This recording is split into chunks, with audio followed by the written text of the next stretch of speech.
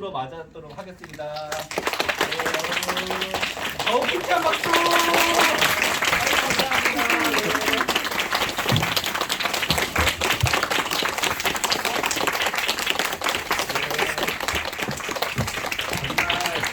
뜨거운 말이네요.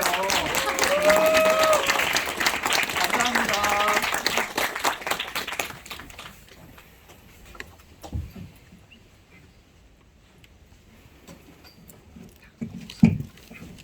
안녕하세요. 오늘 괴인 관객과의 대화를 진행한 이은현 기자고요.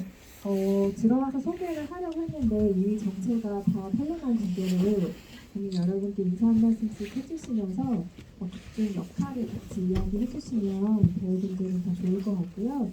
감독님 그리고 배우분들 오늘 오신 관객 여러분께 인사 한 말씀씩 먼저 부탁드립니다. 네, 안녕하세요. 영화 감독 한이정호입니다.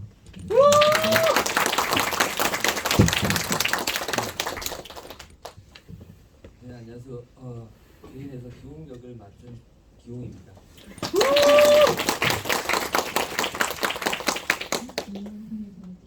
괴인에서 하나 역을 맡은 이집분.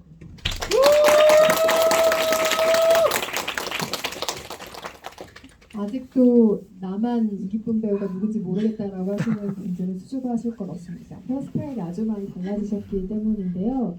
영화 안에서 피아노 학원에서 기용의 차로 떨어지는 노란색으로 머리를 탈색했던 소녀 하나를 기억하실 텐데요. 방금 보셨던 영화 속에서 하나를 연기한 배우가 바로 지금 방금 인사드린 이기쁨 배우입니다. 오늘은 스페셜 게스트로 저희가 모시게 됐고요. 오늘 개인에 대해서 여러 가지 이야기를 나눌 텐데 방금 영화를 보고 나서 지금 머릿속에 이렇게 부분이 생기고 계시는 시간일 것 같아요. 제가 먼저 몇 가지 게스트분들께 질문 드리고 관객석으로 마이크 넘겨서 같이 이야기를 나누는 시간을 가질 테니까요. 궁금하신 점이 있으시면 이따가 또 같이 이야기 나눠주시길 바라겠고요. 괴인이라는 영화의 얘기를 들었을 때 저만 그랬다면 너무 창피한데 슈퍼히어로 영화일 거라고 생각했거든요. 그러니까 차 지붕으로 떨어진 누군가를 추적한다라는 로그라인이 일단 있었고 그리고 포스터가 공개된 이후엔 더 그 확신 아닌 확신을 스스로 갖게 됐죠. 아, 저 남자가 슈퍼히어로구나. 혹은 저 남자가 누군가를 찾아 나서는 이야기구나. 자경단 같은 활동을 펼치는 건가? 뭐 이런 식의 상상을 하다가 영화를 보고 거의 뒤통수를 얻어맞은 기분이었는데 저와 같은 기분으로 이 영화를 보신 분들 계실 것 같아요. 도대체 이게 어떻게 흘러가는 영화지?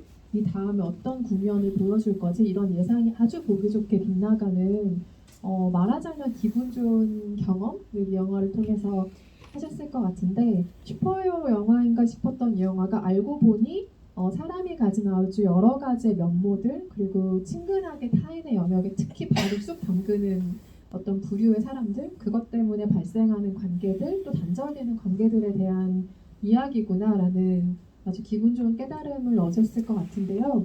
감독님은 처음에 사건 중심의 영화 말고 조금 다른 방식의 영화를 만들고 싶다는 바람에서 이 작품을 시작하신 걸까 하는 생각을 조심스럽게 해봤어요. 왜냐하면 이 기왕이 알려진 사건이라면 차에 떨어진 누군가가 있다라는 거니까 일반적인 우리의 상상으로는 그 누군가를 찾고 그 누군가와 어떤 식의 대결이 있고 이런 구도를 상상하게 되잖아요.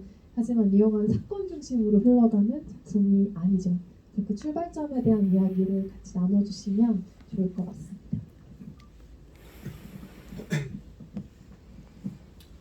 네, 말씀하신 것처럼 사건으로부터 좀 멀어지고 싶은 마음이 있었던 것 같고 사실 제가 이제 아버지로부터 잠깐 빌려 타고 다니던 승합차가 실제로 지붕이 저렇게 무너져 있었어요. 비가 오면 실제로 차 출발할 때 저렇게 물이 쏟아져 내리는 게 꽤 인상적이었어요. 근데 하루는 친구가 그 모습을 같이 봤는데 왜 그런 거냐고 묻더라고요. 근데 설명을 안 해주면 절대 알 수 없을 것 같은 생각이 들었고 그때 이제 이 어떤 개인에서 다루고 있는 사건 같은 사건 유일한 그 자신과 관련된 것을 이게 영화의 사건이 될 수도 있을까 처음 생각해 보는 것 같아요.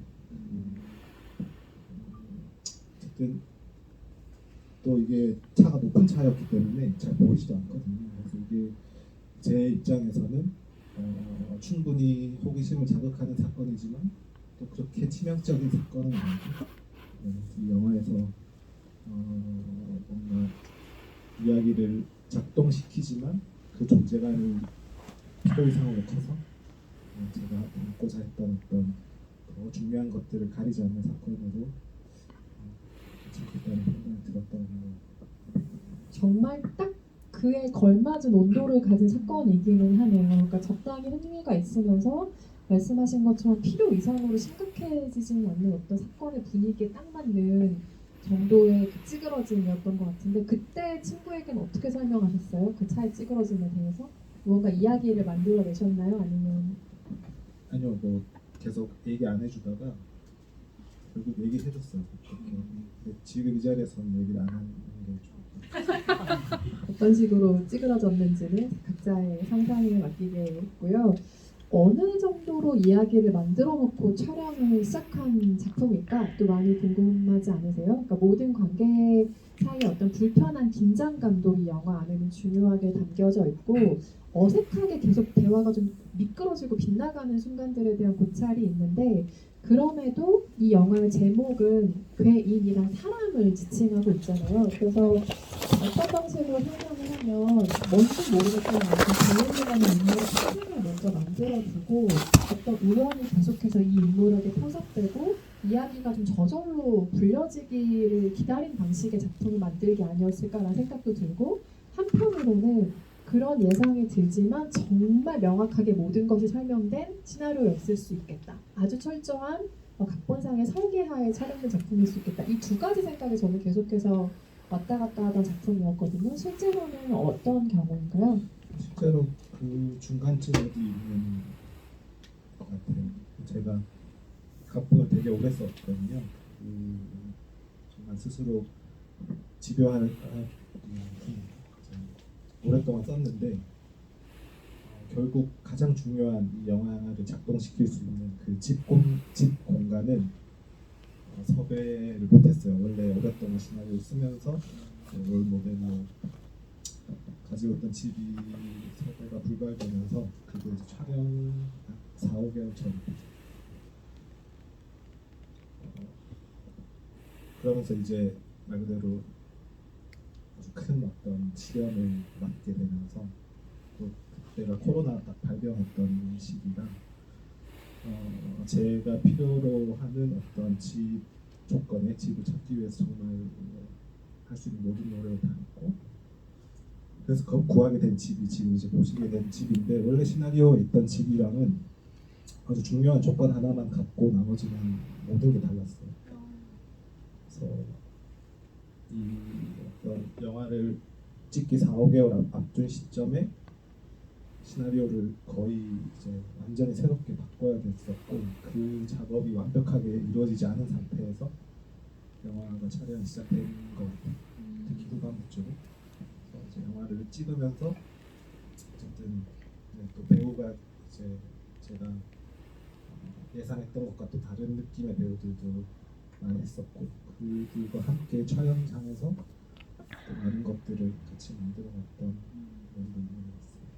그렇게 다양한 우연을 흡수해서 작품을 반영하는 것에 그다지 스트레스를 받지는 않으시는 타입이에요. 왜냐하면 계획했던 것들이 뒤틀릴 때 그 스트레스를 견디지 못한 연출가도 정말 많이 있거든요. 네, 그 당시에는 다행히도 바뀐 것들이 이게 더 그래도 다른 기준은 잘 모르겠지만 영화가 더 재밌어지는 데는 도움이 된다는 판단이 들었어요. 그래서 사실 그 당시에는 생각 이상의 그 바뀌는 것에 대한 스트레스는 없었고 이제 다 끝나고 촬영이 다 끝나고 어느 이제 새벽에 자다가 깨서 잠이 안 오길래 그 예전 버전의 시나리오를 보는데 되게 아쉽더라고요. 그러니까 제가 이 오랫동안 쓴 것을 구현 못한 어떤 장면들이 아쉬워서 그 다음 날 바로 이제 그 함께 만든 공동 제작자이자 촬영 감독님한테 전화를 걸어서 나 지금 너무 마음이 아프다. 뭐 결국 그 공감해 주시면서 어쨌든 그래도 영화가 그 시나리오보다는 뭐 재밌게 잘 하는 것 같다고. 마음이 아프다고 하신 얘기 제가 웃어버려서 너무 죄송한데 제가 왜 웃었냐면 내가 찍지 못한 시나리오를 나중에 들춰보는 건 저한테 어떤 느낌이냐면 제가 세일에서 어떤 상품을 샀는데 그보다 더 싼 상품을 사봤을 때 기분 같은 거 절대 하지 말아야 될 어떤 거 그래서 어떤 기분으로 지쳐보셨을지 상상하니까 저는 살짝 재미있었는데 마음이 또 아프셨다니 안타깝습니다. 제가 웃어서 너무 죄송해요.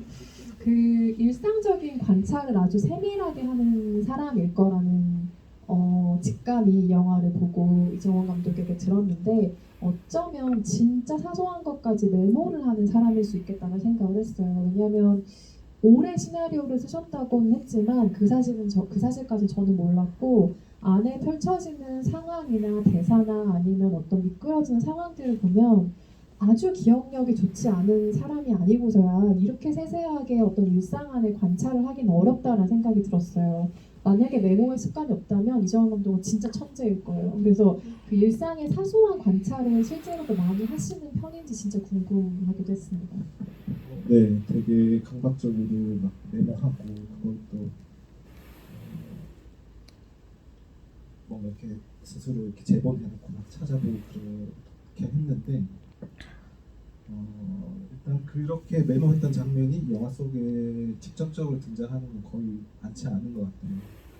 근데 이제 그냥 그 메모하면서 어떤 관찰하는 그 감각이 뭔가 남아서 이야기를 쓸 때 어떤 뭐 장소든 인물이든 그 행동하는 거에 대한 어떤 제 나름의 기준의 디테일은 있는 것 같아요. 그 관찰이 그 토대가 되어서.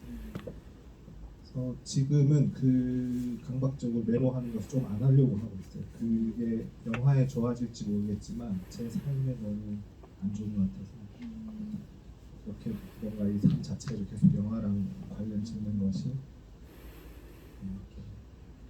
이렇게 고단하고 있는 것 같아서 요즘은 조금 거리를 두고 분리의 과정을 겪고 계시군요. 근데 그게 창작자의 장점이자 되게 말씀하신 것처럼 일상과의 분리가 되지 않는 단점은 있는 것 같아요. 아주 작은 사건 혹은 작은 이야기 하나에서 계속 머리를 굴리고 상상을 굴려서 스토리텔링을 생각하는 것이 창작을 하는 사람들의 기본적인 습관 같기도 하거든요. 그것 때문에 물론 보는 저희는 즐겁지만 또 말씀하신 영역의 고통 또한 잘 알 것 같습니다. 배우들의 참여가 범상치 않은 작품으로 익히 입소문이 났죠. 괴인 기용을 연기하신 박기용 배우 같은 경우는 많이 알려져 있다시피 감독님의 오랜 친구이자 실제로 목수 일을 하시는 분으로 또 알려져 있죠. 그리고 알고 계신 분도 계시겠지만 집주인 남자 정화으로 나오는 안중인 배우 같은 경우는 원래 본업이 피자를 만드시는 분이죠. 그리고 아내 현장으로 나오신 전기 배우님 같은 경우는 아파트의 배우 오디션 공고를 보고 지원하신 분으로 알고 있습니다. 그래서 이 영화에 붙는 가장 신기한 타이틀 중에 하나는 연기 경험이 전무하거나 거의 없는 배우들의 참여로 만들어졌다는 점인데 이기쁨 배우의 참여만은 굉장히 지금 미스터리의 영역으로 남아 있습니다. 그래서 제가 오늘 뵙게 되면 꼭 여쭤보고 싶었어요. 어떻게 참여하시게 된 건지. 기쁨 배우는 그 참여의 과정을 말씀해 주시면 좋겠고 박기영 배우는 아주 오랜 설득에 넘어가신 걸로 알고 있는데 안 하겠다를 여러 번 하시다가 넘어가신 것으로 알고 있거든요. 결국에는 그 수락한 이유가 무엇인지도 궁금해요. 기쁨 배우부터 얘기해 주실까요? 저는 평범하게 일을 하고 있던 와중에 삶이 너무 무료하다는 생각이 들어서 좀 재밌는 걸 해보고 싶다라는 생각에 인스타그램을 그냥 돋보기에서 피드를 내리고 있었는데 거기에 오디션 공고가 올라와 있었어요. 그래서 그걸 신청하고 이제 오디션을 보러 와라 이렇게 오디션을 보게 되었고 그때 제 오디션 봐주신 분들 감동이었어요.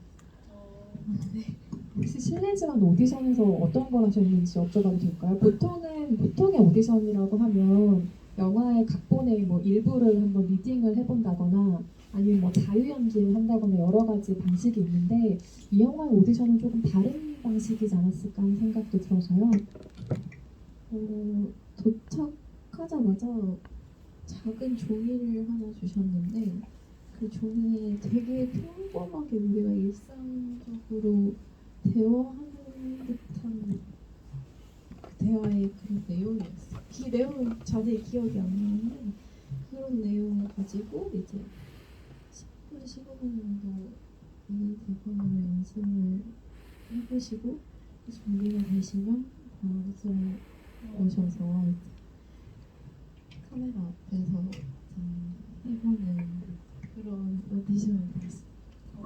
독특한 오디션의 풍경이었을 거로 생각이 듭니다. 저는 인스타그램 돋보기 보면 맨날 이상한 리스만 뜨던데 그런 상상적인 무언가가 뜨는 경우도 있거든요. 댄스 동영상 말고도 다른 많은 것들이 세계에 있군요. 박경 배우님은 어떻게 하다가 이 연기를 결국에는 수락하게 되셨어요? 종이의 예전에 대학교 때 제가 단편 영화라던가 이런 거에 제가 스태프로 가서 많이 도와준 적이 있습니다. 그래가지고 조공이가 어떤 식으로 연출을 하는지 그때도 약간 진짜 어린아이들이나 비전문 배우를 많이 봤었거든요.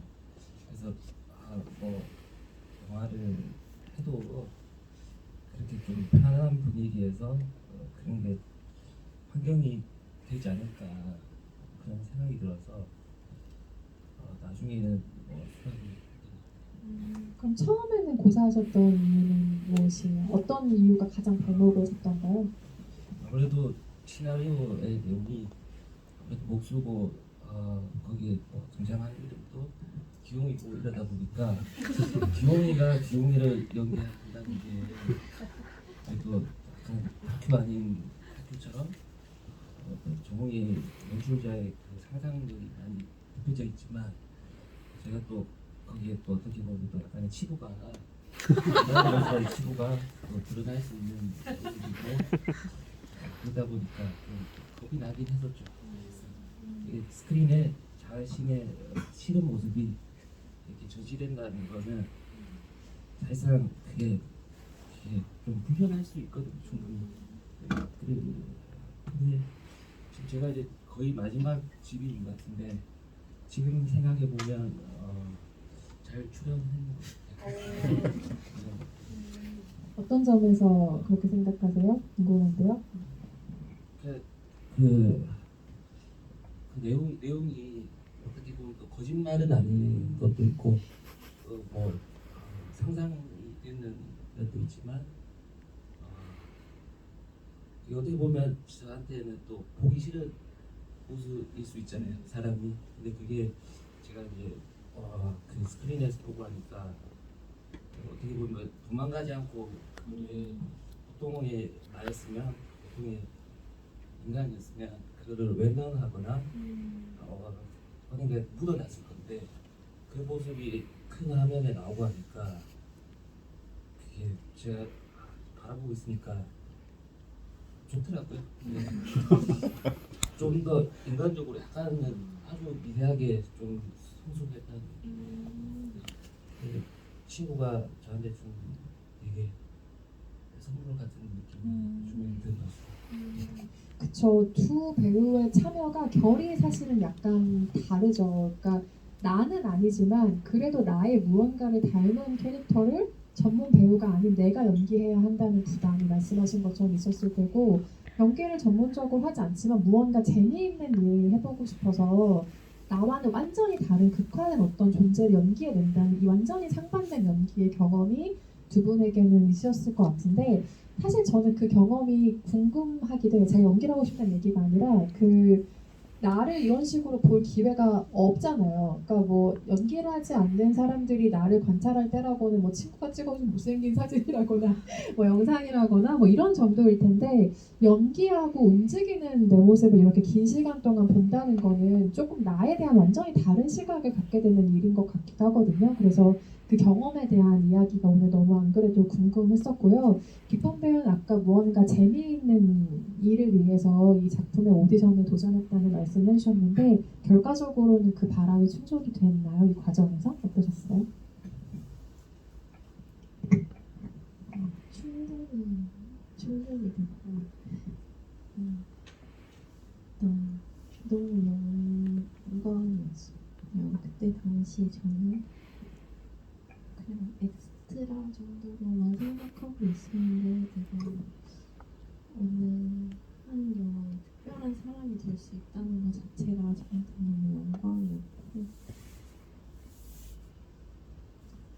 저는 사실 평범해지는 게 좀 무서운 사람이었는데 모두 다 평범하지만 다 평범하지 않다는 내용을 담고 있었던 게 그때 당시에 저한테 조금 위로가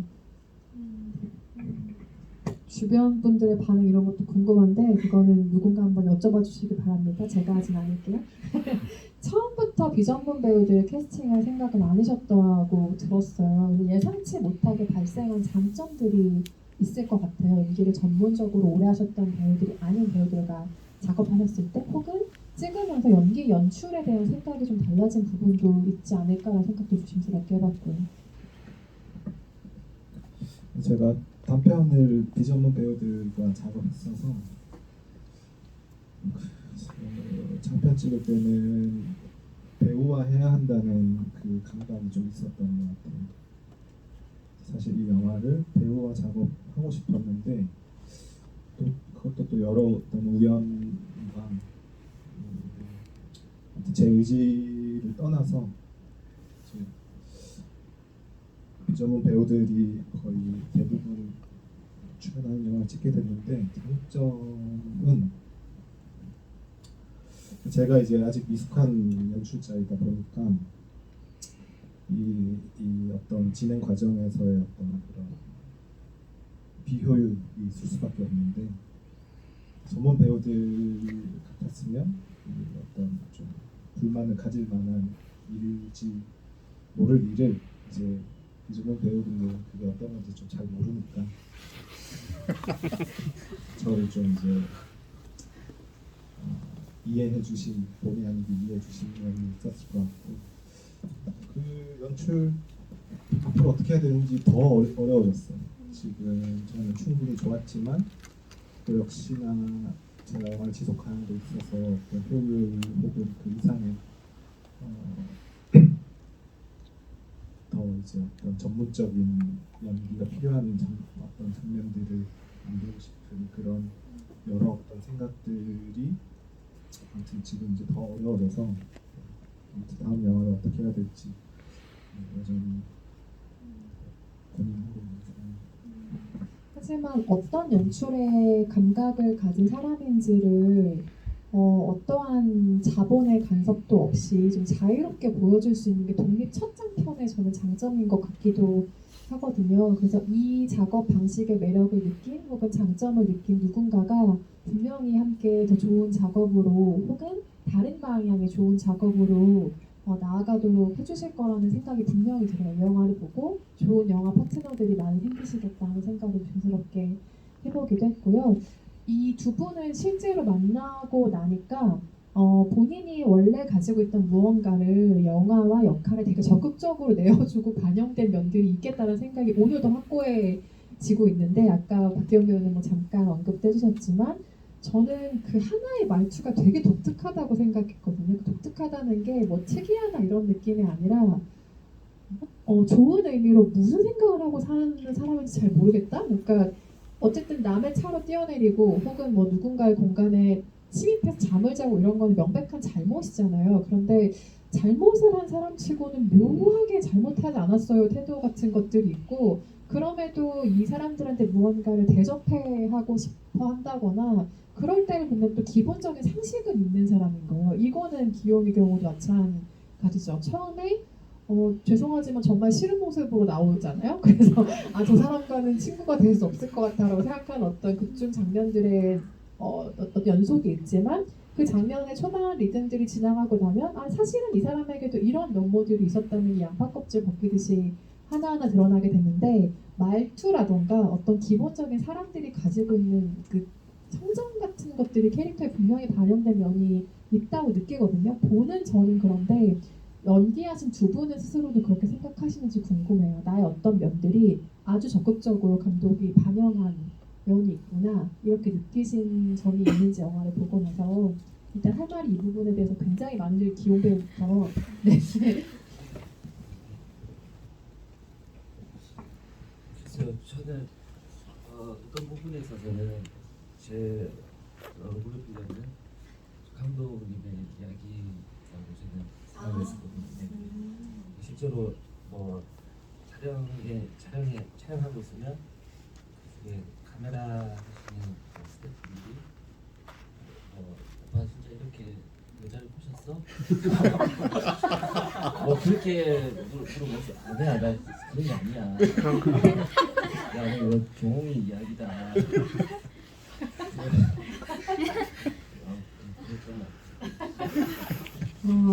본인의 얼굴을 빌린 몇십 년 지기 친구의 모습이 담겨있는 영화다라는 제보가 지금 오갔고요. 기쁨 배우는 어떠세요? 제가 아까 기쁨 배우 목소리 톤에 대해서 잠깐 얘기하기도 했는데 역할에 반영된 부분들이 실제로 있다고 느끼셨어요? 어떠셨어요? 저는 그냥 이 목소리 이대로 촬영을 했고 구독제 저희 엄마랑 가족분들이 와서 보셨는데 제일 친한 친구들도 와서 봤는데 저 화면에 있는 거 너다 그냥 너 그대로라고 이렇게 말씀해 주시고 실제로 저의 이마도 시나리오에 좀 녹아 있어서 그래서 제가 많이 녹아 있었던 것 같아요. 실제로 하나라는 캐릭터는 기쁨 배우 캐스팅 이후에 좀 더 구체화된 면이 있나요? 네. 제가 사실 장편 영화를 찍겠다고 마음먹은 처음 시작에 이 하나라는 캐릭터가 있었어요. 제가 어떤 TV 프로그램을 통해서 봤던 친구가 있는데 되게 오랫동안 저한테 이제 어떤 캐릭터로 좀 가닥이 잡혀가던 캐릭터인데 기쁨이가 그걸 이제 엄청 이렇게 해체시켜버렸죠. 그리고 그 마지막에 그 네 명이서 밥 먹으면서 이렇게 얘기하는 이야기들의 일부 에피소드는 이기쁨 배우가 저한테 직접 들려준 이야기가 토대가 된 얘기들이 제법 있었고, 그래서 기억나는 제 이제 이기쁨 배우와의 작업에서 기억나는 일화를 하나 말씀드리자면, 처음 이제 대화씬을 찍는 날이었어요. 그게 뭐였냐면 이제 기용이가 우연히 발견해서 쫓아가서 붙잡고 했을 때 이 친구가 딱 연기를 하는 걸 처음 보는데 제가 약간 충격을 받은 거예요. 그렇게 작게 얘기한다고? 원래 그렇게 작게 얘기를 하진 않거든요. 저는 평소에 조금 더 크게 얘기할 줄 알았는데 더 작게 얘기했어요. 그러면서 이게 두 번, 세 번 찍는데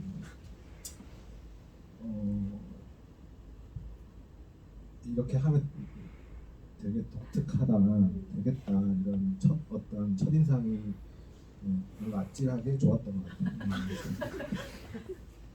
그 누군가 제 친구가 이기쁨 배우의 그 말투를 놓고 1m 학벌이라고 제가 웃었던. 되게 잘 지어진 변명인 것 같아요. 저도 지금 간신히 알아듣고 있거든요. 농담이고. 안 그래도 그 하나가 집으로 찾아오는 그 밤의 이미지가 전 되게 영화의 독특한 결을 만든다고 생각이 들었는데, 왜냐하면 그 밤에 서로에게 벌어지는 파장 같은 것들이 어떤 식으로든 좀 평소와는 다른 행동을 좀 부추기는 무언가가 있는 것 같거든요. 그래서 그 하나가 집으로 찾아온다는 설정 자체가 굉장히 중요하고, 그 씬 안에서 벌어지는 일들이 하나의 중요한 연출의 목표가 있는 장면일 수밖에 없겠다는 생각을 했어요. 그 밤의 이미지들 혹은 밤으로 찾아오면서 벌어지는 그 사건의 흐름들에서 좀 중요하게 생각하셨던 목표가 궁금해요.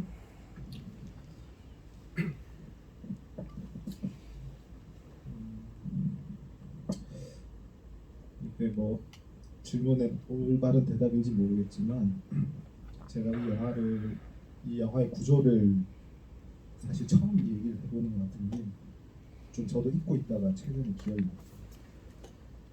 이게 기용이가 하는 어떤 행동을 모두가 똑같이 따라하는 구조를 생각했었어요. 그게 사실은 왜 그러냐 하면 대답은 좀 부끄럽지만 꽤 철학적인 어떤 괜찮아요. 대놓고 니체 책도 나오는 네. 영화죠. 그 실존주의는 휴머니즘이다라는 거창한 제목의 책이 있는데 그게 저에게 그 제가 뭔가 좀 스스로 많이 고립감을 느끼던 시기가 있었던 것 같아요. 그냥 살면서 처음으로 타인을 이해할 수 없다. 우리는 서로 소통할 수 없다라는 어떤 자각 같은 것을 느끼는 시점인 것 같고.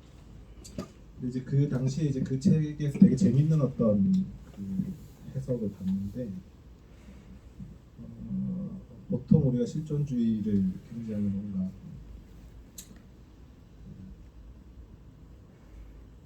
한 인간이 어떤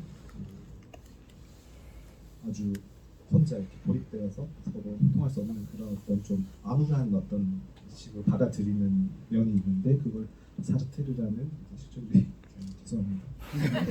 그 사람 그것을 해명하면서 얘기하는 게 약간 되게 수학적인 접근이었는데 인간이 모두가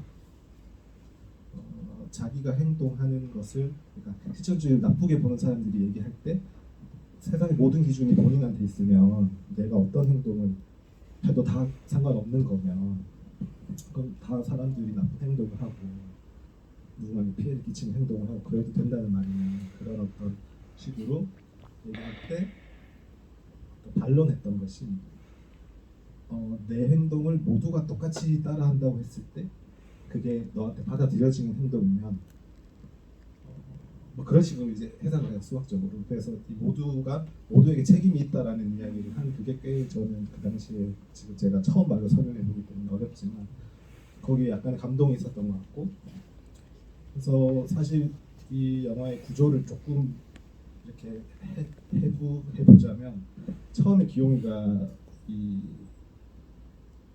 피아노 학원으로 침입해 들어가잖아요. 그리고 이 영화에 등장하는 모든 인물들이 사실 그 행동을 똑같은 행동들을 해요. 정한도 하고 한정도 기용을 찾아오고 그래서 뭐 이제 그 사실 그런 구조로 하나가 찾아오는 것을 생각했었어요. 그게 지금 대답이 이상한데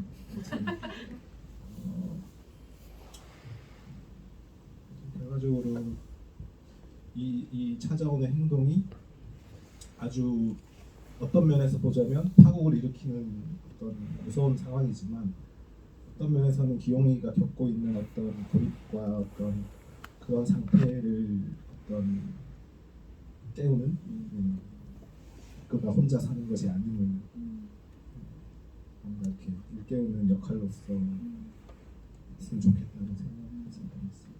맞아요. 뭔가가 확실하게 변화하고 관계가 조금 더 다른 양상으로 흘러갈 게 아주 분명하게 보이는 지점이기 때문에 저도 그 밤의 이미지들을 조금 더 유심히 살펴보게 된 것 같고 그 집이 나올 때마다 항상 궁금했던 건 이게 이야기에 맞는 공간을 찾은 걸까? 공간을 찾고 이야기를 만든 걸까? 이거였는데 아까 다른 공간이 어쩔 수 없이 됐다는 설명을 듣고 아 무언가 바뀐 것이 있겠구나 생각이 들었는데 아까 감독님 답변 중에 하나만 빼고 다 다른 구조가 됐다고 말씀하셨잖아요. 그 바뀌지 않는 하나는 그러면 출입문이 다르다였던 걸까요? 아니면 네, 그게 이제 분리와 연결이라고 얘기할 수 있는 어떤 그 애매한 같이 살기도 애매하고 뭐 그런 구조입니다. 그러면 뭐 책상을 마주보고 작업실 설명하거나 이런 것들은 공간을 찾고 추가된 이야기겠군요. 네, 그 장면은 제가 몇 안 되는 그 제가 실제로 관찰한 걸 그대로 옮긴 장면 중에 하나인데 제가 이제 아까 말씀드린 것처럼 집을 찾는데 굉장히 큰 이제 어려움이 있었는데 결국 저 집을 찾게 됐을 때 저 집의 건축가가 저한테 여기 앉아보라고 하고 이렇게 멀어져서 하시는데요. 근데 이제 저는 뭔가 선물을 받는 듯한 그때 받은 그 어떤 에너지로 힘을 내서 이제 시나리오를 바꾸기 시작했죠. 그 건축하신 분이 영화 보면 되게 뿌듯하셨겠어요. 본인이 힘주어 얘기한 어떤 것이 영화에 반영됐다라는 게.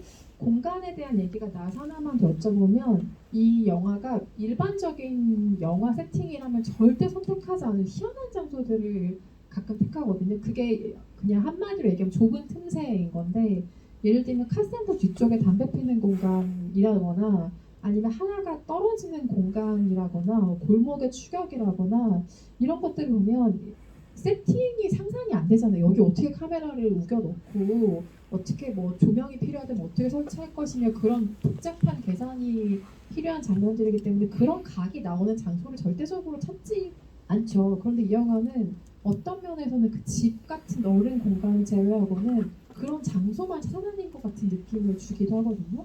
그래서 영화에서 그 틈새가 어떤 역할을 하는지, 그 공간이 넓은 공간과 달리 감독에게 왜 중요했을지도 궁금했거든요. 아니면 그냥 우연한 발견들이었을까, 이런 궁금증도 들고요.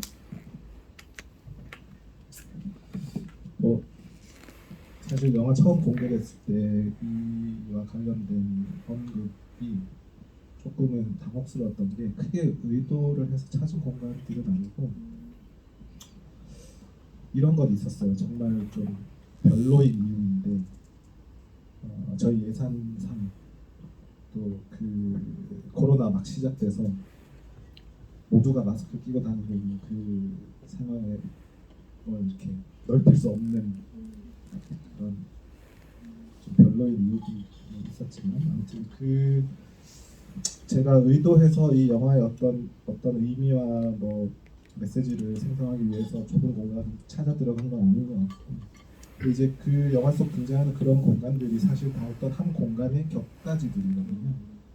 근데 제가 그런 것에 좀 더 예민하게 뭐 하려고 한 건 있는 것 같아요. 어떤 공간을 섭외하면 그 딱 섭외한 공간에서 필요한 것만 딱 찍고 끝낸다기보다는 그냥 그 주변의 것들을 잘 녹였을 때 좀 더 제가 하고자 하는 어떤 분위기를 담을 수 있지 않을까 그런 생각을 했던 것 같습니다. 그 기용의 집 같은 경우에도 처음에 등장하는 옥탑이 있는 집 안은 나오지 않잖아요. 그런 것들이 제가 조금 연출자로서 그냥 나름의 어떤 신경을 썼던 부분인 것 같아요. 어떻게 보면은 이 영화는 임정훈 감독이 평생 한 번밖에 찍을 수 없는 느낌의 영화라는 생각이 얘기를 들으면서 좀 더 드는 것 같아요. 물론 앞으로도 좋은 작품을 많이 찍으시겠지만 이렇게 다양한 우연을 흡수하고 여러 가지가 연결되는 방식의 영화 만들기는 오히려 제한적인 조건이 주어졌을 때 막 어떻게 만들지를 머리를 굴리다가 더 우연성에 기대어 만들어지는 장점들이 더 많은 방식의 영화 만들기 같거든요. 그래서 앞으로는 더 뭐 큰 프로덕션을 연출하실 수도 있고 뭐 다양한 작업들을 하실 테지만 정말 생애 단 한 번밖에 만들 수 없는 어떤 희한한 즐거운 우연의 영화를 만드신 게 아닌가 하는 생각이 다시 한번 들고요. 마지막 질문 하나만 드리고 관객석으로 마이크를 넘길 텐데요. 기용이 잠드는 것? 잠이 들지 안 들지 모르겠지만 어쨌든 그 눈을 감는 장면으로 영화가 끝이 나잖아요. 박기영 배우님 그 마지막 장면에 대한 인상이 어떻게 다가왔는지 너무 궁금해요. 내가 이렇게 주연을 계속 맡은 영화가 조금 더 다른 엔딩을 맞이할 수도 있고 내가 생각한 어떤 기용의 마지막이 있을 수도 있는데 눈을 감는 그 마지막 장면으로 완성됐을 때 그 장면에 대한 해석과 인상은 어떠셨어요? 눈을 감는 거요. 그렇게 마무리되는 거. 네.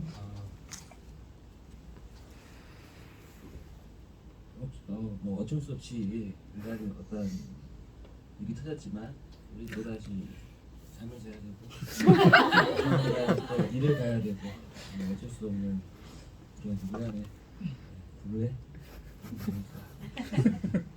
깨어났으니 잠은 자야 하고 또다시 나름 밝아오고 뜻하지 않게 인생의 수단을 담은 네, 관객석으로 마이크를 넘겨서 계속 이야기 이어가 보겠습니다. 질문 있으신 관객분은 손 들어주시면 마이크 전달해 드리겠습니다. 아주 사소한 질문도 괜찮습니다.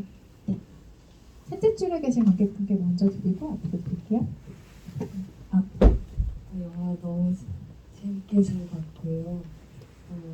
저는 사실 되게 사소한 것에 관심이 갔었는데 그 기용 배우님의 특유의 뭔가 머뭇거리는 순간들이 되게 많은 것 같아서 이게 머뭇거린다는 게 맞는 표현인지 모르겠지만 잠깐 멈칫해서 뒤로 잠깐 빠졌다가 다시 이렇게 하는 그러니까 예를 들어서 그 친구랑 목욕탕에서 대화를 하는 장면에서도 그 친구가 질문을 막 하다가 처음에는 얘기해주다가 나중에는 하면서 귀찮은 듯이 얘기를 안 하다가 한동안 그 멈춤이 있다가 그래도 다시 답을 해주는 그런 되게 그런 면모들이나 그 기쁨 배우님 하나하고 얘기를 할 때도 그럼 됐어요 하고서 또 다시 돌아가거나 뭐 이런 식의 어떤 행동들에서 저는 되게 재밌음을 느꼈는데 그런 말투들이나 이런 것들이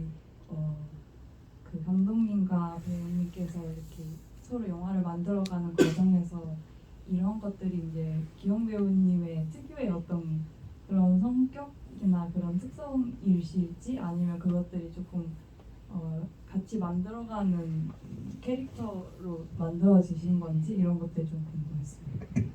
아니면 뜻밖의 박희용 배우가 이정원 감독의 말투를 흉내냈다라던가 이럴 수 여러 가지 가능성이 있죠. 일단 만들어진 캐릭터에 가까운 것 같고 기영이가 연기를 잘 해준 것 같고 목욕탕 장면 그 말씀하신 그 포인트 같은 경우에는 저는 대사를 까먹은 줄 알았어요.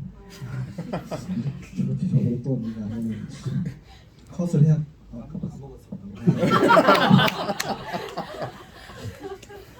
이제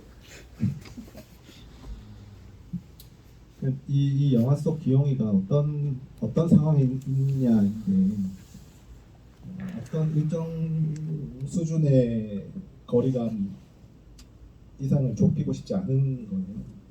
분명히 외롭긴 하지만 그래서 그것이 사건이 됐건 어떤 친구와의 대화가 됐건 쉽게 귀찮아하기도 하고 두려워하기도 하고 밀어내려고 하는 그런 성질들이 있는 것 같아요. 그래서 이제 좀 독특한 어떤 방식으로 소통을 하는 게 아닐까 그런 생각이 듭니다. 좀 사적인 질문이긴 한데 두 분이 처음 친구가 되는 순간 약간 서로를 밀어내는 이런 순간들이 더 많았을까요? 아니면 제가 7살 때 처음 만났거든요. 그때는 아주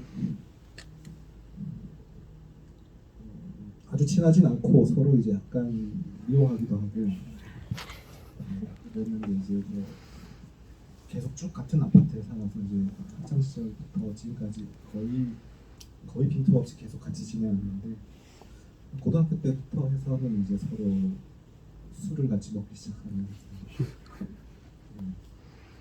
마음을 열게 되는 게 아닌가. 두 분이 사석에서 어떻게 대화하실지 너무 궁금한데 이건 이 자리에서 볼 수가 없으니 다음 질문도 받아보겠습니다. 아까 첫 줄에 손 드셨던 분 마이크 전달 부탁드립니다.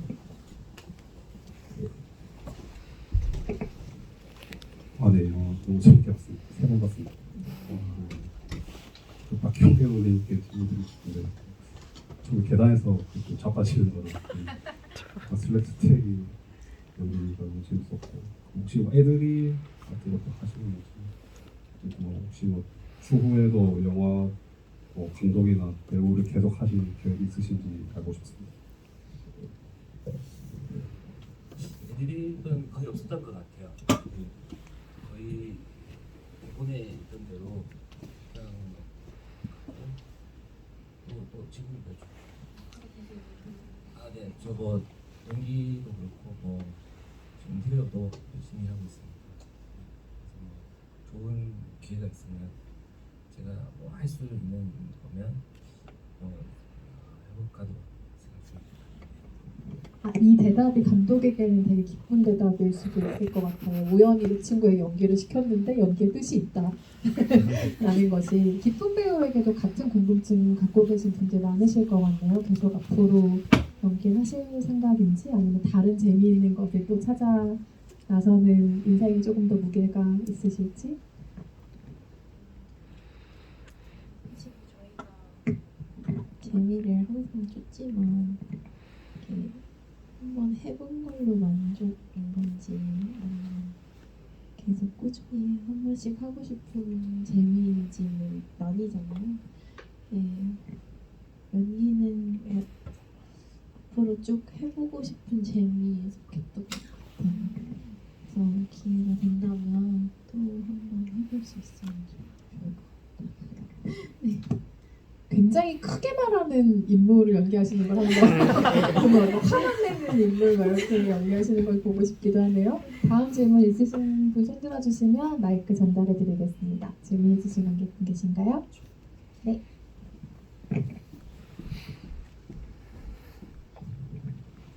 네, 저는 솔직히 오늘 영화 처음 봤고요.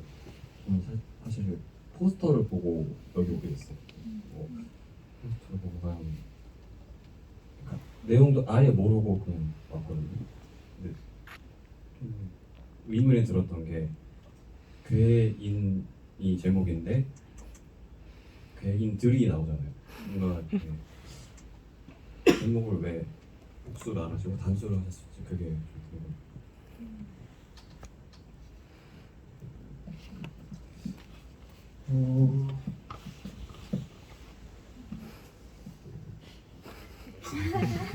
이게 복수가 되면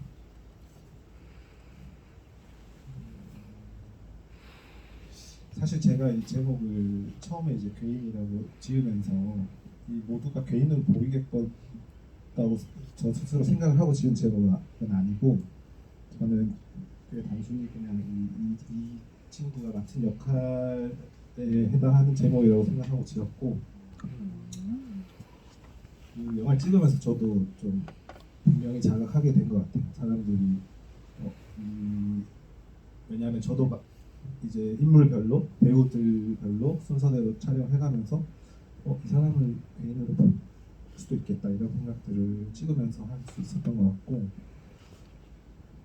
그리고 이제 이게 누가 개인이냐 뭐 개인이 누구냐 이렇게 다들 많이 얘기해 주시지만 그것보다 이제 저는 이 제목에 또 더 중요하게 목표했던 거라고 하면 이 제목 자체가 가지고 있는 어떤 과장법이라 할까요? 그것이 조금 더 저한테 중요한 의미인 것 같고 서로가 서로를 괴인으로 보고 있고 괴인으로 비춰지고 있는지에 대한 의미를 조금 더 비중을 담고 싶었던 것 같은데 괴인들이 되면 그 두 번째 그 의미는 좀 희석되는 면이 있지 않을까. 괴인이 저희가 평소에 잘 쓰는 단어는 아니잖아요. 뭐 괴물 뭐 이런 거 차라리 더 많이 쓰는 것 같긴 하고 희한한 사람, 뭐 이상한 놈 이런 식의 표현들을 오히려 더 많이 죄송해요. 박경배를 얘기하는 거 아니고 그런 식의 표현들을 쓰는데 이 괴인이라는 제목을 처음에 가제로 떠올리셨다고 알고 있는데 정말 시나리오 혹은 이야기를 쓰면서 직관적으로 탁 떠오른 제목이신가요? 아니면 여러 가지 가운데 괴인이 좋겠다라고 가제를 붙여두신 건가요? 한참 동안 다른 또 과제로 있다가 그때도 이제 그 하나 역할을 어쨌든 이 영화에서 가장 영화적인 인물이라고 생각을 했고 제목의 테마로 두려고 했었던 것 같은데 괴인이란 제목이 어느 날 떠올랐는데 저 역시도 이게 되게 의미나 이미지가 이미 분명히 규정되어 있는 단어가 아니라는 것이 좀 흥미로웠던 것 같아요. 그런 목표를 가지고 이 극중 송하나라는 캐릭터를 만들고 싶었었던 것 같고 네. 사실 주변에 반대가 많았어서 바꿔야 되나 했는데 영화를 찍고 또 편집하면서 아까 방금 말씀드렸던 그런 면들이 이 영화를 좀 낯선 영화를 좀 즐기시는 데 도움이 되겠다는 생각이 들었던 것 같아요. 네, 맞아요. 제목의 의미를 각자 나름대로 유추해보는 것도 이 작품을 보는 상당한 재미 중에 하나인 것 같다는 생각이 듭니다. 다음 질문 있으시면 하나 정도 더 받아볼까요? 질문 있으신 관객분 계신가요? 저기 맨 뒤쪽 관객분이요?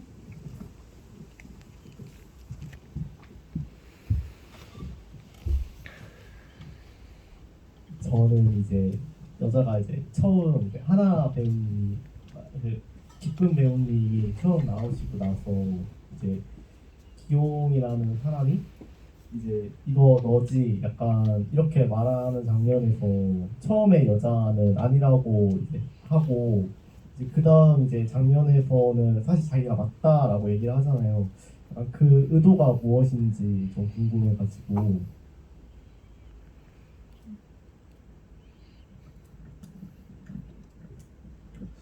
그러니까 뭐 사실 말도 안 되는 어떤 우연이 일어나는 건데 우연인지 뭐 운명인지 뭐 아무튼 어떤 일이 일어난 건데 그것을 뭐 받아들이는 과정이라고 생각했어요. 그게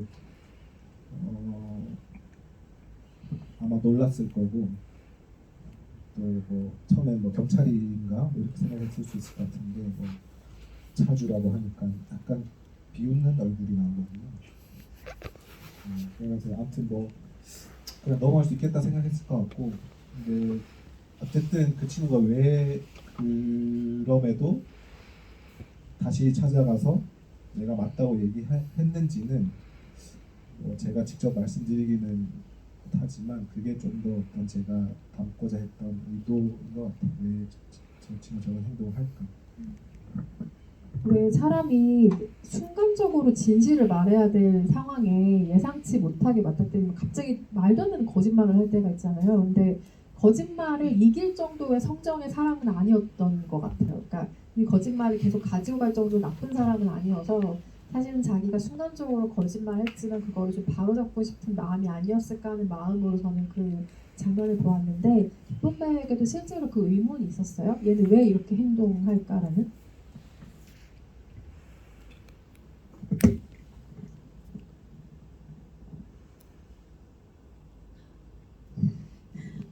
저였어도 그렇게 했을 것 같고 저는 의문이 없었어요. 저 같았으면 이렇게 말씀해 주시는데 저 맞아요 이렇게 했을 것 같아가지고 의문이 별로 들지 않았어요. 이게 당연한 거다라고 생각했던 것 같아요.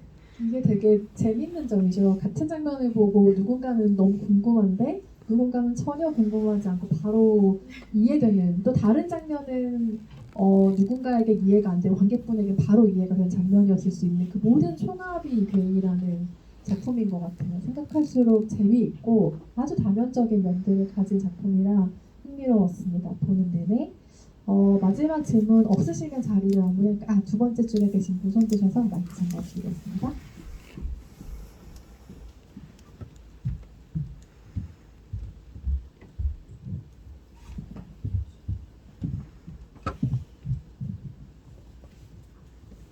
영화 너무 잘 봤습니다.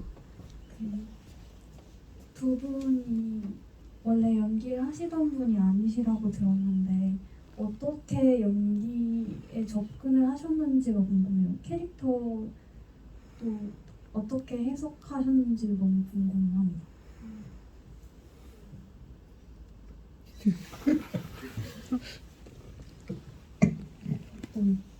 저는 하나의 역할을 딱 먼저 받았을 때 제가 제3자의 인물을 빙의가 돼가지고 연기를 해내야 된다는 생각을 크게 해서 그거에 대한 부담감이 너무 컸었는데 이거를 계속 촬영을 하다 보니까 나한테도 하나의 면이 있구나 라는 걸 느꼈고 이거를 내가 이 장면에서 몇 퍼센트를 꺼내서 보여줄까를 선택하는 거라고 생각을 해서 촬영할 때는 하나의 모습을 좀 더 많이 꺼내서 나를 보여줬다고 생각을 해요. 한마디로 축약하면 본능적으로 잘했다 소리로 들리기도 하는데요. 박기영 배우는 어떻게 접근하셨어요? 저 같은 경우에는 그렇게 그래도 기용이니까 그래도 좀 바뀌고 이럴 때 기용이라면 어떻게 할까 그렇게 생각을 하고 또 촬영 현장이 저기 또 감독님이 스타일 자체가 어떤 걸 되게 요구한다던가 틀렸어도 그에 대한 왜 틀렸는지를 말을 해주잖아요. 자기 스스로 알 때까지 뭔가 이렇게 하는데 저는 또 그런 방식이 되게 좋고 또 편하고 그래서 뭔가 이렇게 얘기하는 데 있어서 좀 더 집중을 할 수 있었던 것 같습니다. 다행히 그 방식이 잘 맞았네요. 맞아서 너무 다행입니다. 스스로 찾아가는 방식이. 연기라는 게 우리가 어떤 기회가 없어서 대체 어떻게 하는 걸까라고 되게 궁금한 분야 중에 하나인데 질문하신 관객분이 만약 연기를 해야 되는 상황이면 똑같이 접근하셨을 수도 있어요. 어떤 역할을 하게 될 때 정말 자기 안에서 뭔가를 끄집어내는 것이 기본적인 연기 방식일 때가 많은 것 같기도 하거든요. 특히 이렇게 일상적인 무언가에 손을 그리는 경우에는. 그래서 재미있는 작업이셨다고 하니 갑자기 연기에 대한 생각이 언젠가 오디션 공고가 있으면 작은 거 한번 해볼까 뭐 이런 재미있는 자극일 것 같아요. 일상에서 전혀 노려보지 못한. 근데 다른 작품을 볼 때 전 한 번도 그 생각을 해본 적이 없거든요. 연기를 뭐 어떻게 해? 뭐 이런 생각을 했었는데 이상하게 이 작품을 보고 나서는 되게 재미있는 자극 같다는 생각이 들어서 저한테도 어떤 영향을 이 영화가 분명히 준 것 같아요. 하지만 출연하는 일은 절대 없으니까 조심하시길 바라겠습니다. 오늘 개봉하고 거의 한 달 가까이 달려온 이 팀이 거의 마지막 관객과의 대화, 거의 서울에 사는 마지막 일정으로 알고 있는데 개봉을 하고 지금까지 관객들을 만나면서 여러 가지 소회가 마음 안에 계속 쌓이셨을 텐데 그 소회도 같이 이야기해 주시고 끝인사로 같이 한마디씩 해주시면 좋을 것 같거든요. 기쁨 배우님부터 관객 여러분께 끝인사와 또 개봉하고 나서 여러 이야기들 들으면서 했던 생각들도 같이 이야기 나눠주시면 좋을 것 같아요. 마지막 인사 한 말씀 부탁드립니다.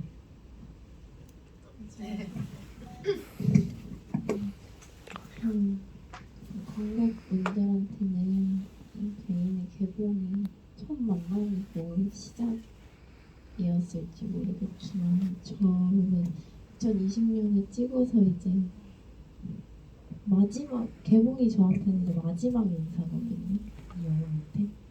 그래서 잘 너 때문에 행복했고 고생했고 잘 가. 약간 이런 의미여가지고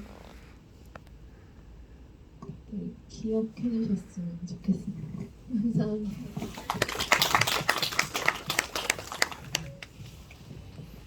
한 달 정도 그리고 한 8번의 집일을 하면서 제가 반성했던 거는 제가 너무 삶이 바빠가지고 한 영화라던가 책 같은 거를 상당히 멀리 했던 기간이 있었어요. 그게 한 30살 초반부터 해서 37, 제가 지금 한 39살이거든요. 38살까지 30대의 거의 대부분을 책 같은 책이라든가 영화를 되게 많이 안 봤었는데 영화 개봉하고 여기 보러 와주시는 시네필 여러분들 보고 또 많은 방송을 하고 이렇게 했던 것 같습니다. 감사합니다.